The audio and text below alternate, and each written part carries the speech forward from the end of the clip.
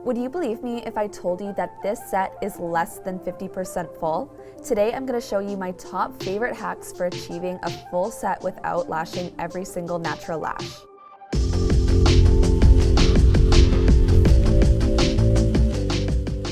Before I get into all the juicy details on that, I'm first going to give my model a lash bath as I normally would for any set to get a magnetic bond for amazing retention.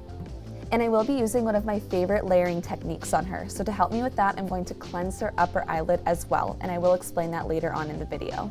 While I'm doing that, don't forget to like, comment, and subscribe, and ring that bell so you can be notified every time we post new videos.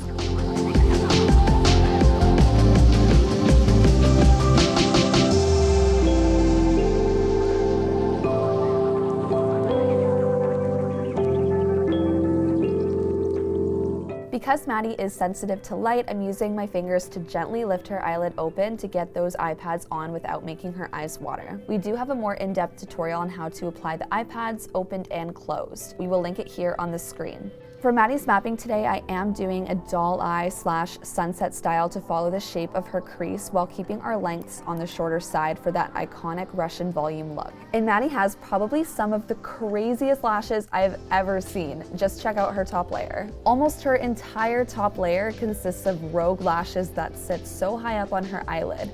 If we lashed these, it could definitely throw off the aesthetic of the top line effect. Now that being said, you can still strategically lash rogue lashes. You just want to make sure that you use shorter lengths so that your extensions don't sit too high up and throw off the set. But in this case, I'm choosing to exclude the entire top layer to avoid inconsistency in the set. So to begin my set, I'm using my favorite layering technique using our standard gel EYEPADs to pull back the top and middle layer.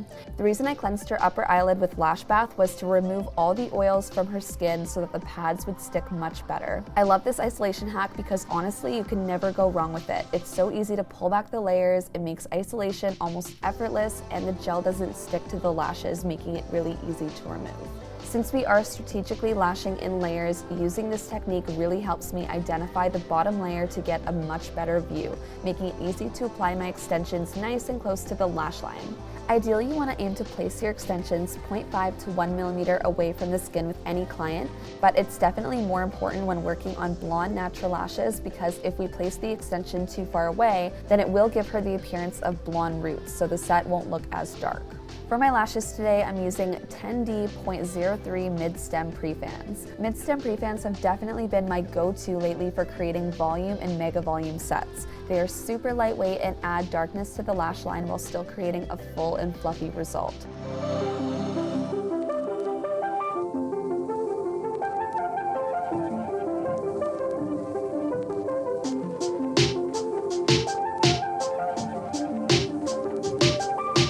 And again, because Maddie's lashes are so blonde, there's a big contrast between the color of her natural lashes and the extensions. So to get an even darker result, I'm going to hide those blonde lashes by applying my pre-fans underneath the natural lash instead of applying them on top.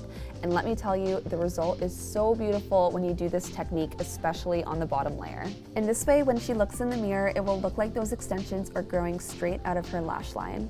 If you do want to try this technique but find that some of your clients' natural lashes point straight down onto the EYEPAD, you can always grab a piece of micropore tape and gently lift the lid without opening the eye, and this will lift those lashes off of the EYEPAD so you can place your extensions on top or underneath the natural lash so much easier. With the crazy amount of natural lashes that Maddie has, we were both really happy with the fullness achieved from just lashing her bottom layer, so we decided to exclude the middle layer as well from the set. And can you believe how dramatic these look? This goes to show that we can get away with not lashing every single natural lash for a full and completed result. As long as there's consistency across the lash line from inner to outer corner and the bottom layer is completed, the set will look beautiful. Thanks for watching. Drop a comment down below if you want to recreate this mapping on one of your clients.